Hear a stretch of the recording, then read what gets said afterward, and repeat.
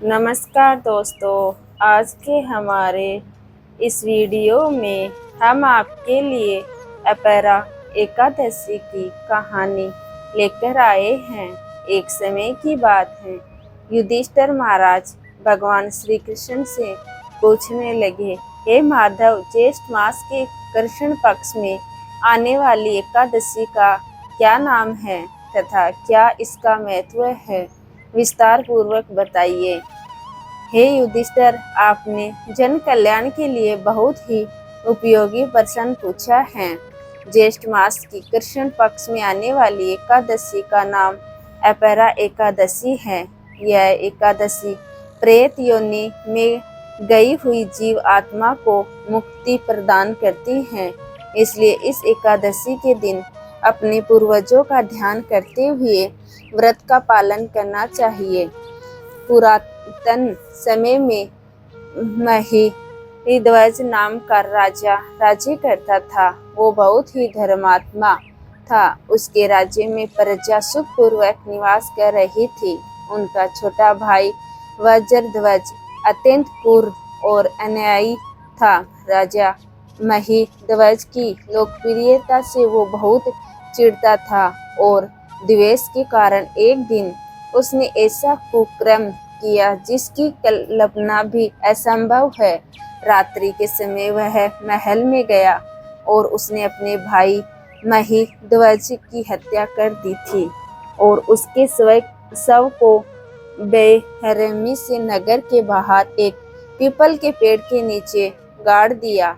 इस प्रकार राजा महिध्वज की अकाल मृत्यु होने के कारण राजा को प्रेत योनि प्राप्त हुई और उसी पेड़ पर रहते हुए और वह आने जाने वालों को परेशान करने लगा, इधर उधर भटकने लगा।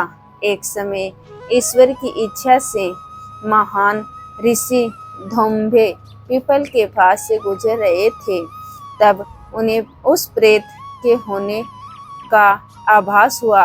अपने तपोबल से उन्होंने उस प्रेत को देखा और यह भी जान लिया कि उसकी यह दुर्दशा कैसे हुई थी। उदार मन वाले ऋषि प्रेत की योनि में रहने वाले राजा को पेड़ से नीचे उतार और उन्हें परलोक विद्या का दान दिया।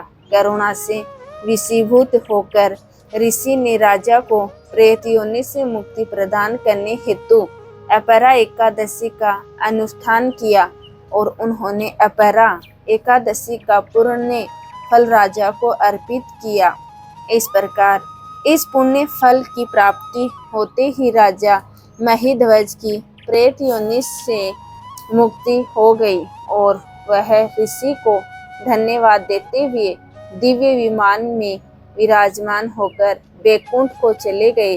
कथा को समाप्त करते हुए भगवान श्री कृष्ण कहते हैं, हे युधिष्ठिर, जो भी व्यक्ति अपरा एकादशी का श्रद्धा और निष्ठा पूर्वक पालन करता है वह असीमित पुण्य संचित करता है।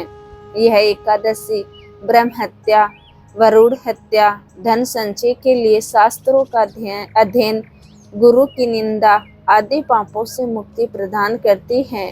शास्त्रों में मनुष्य जीवन में करने योग्य कुछ पुण्य क्रम बताए गए हैं, जैसे कि कार्तिक के मास में पुष्कर में स्नान करना, काशी में महाशिवरात्रि का पालन करना, दया में पिंडदान करना, पुष्कर में स्नान करना, माघ मास में प्रयाग में स्नान करना, स्वर्ण का दान देना, भूमि का दान देना आदि। वर्तमान समय में जो भी व्यक्ति ये सभी पुण्य कर्मों को नहीं कर पाते वह इन सभी का फल अपरा एकादशी का व्रत और पूजन करके प्राप्त कर सकते हैं।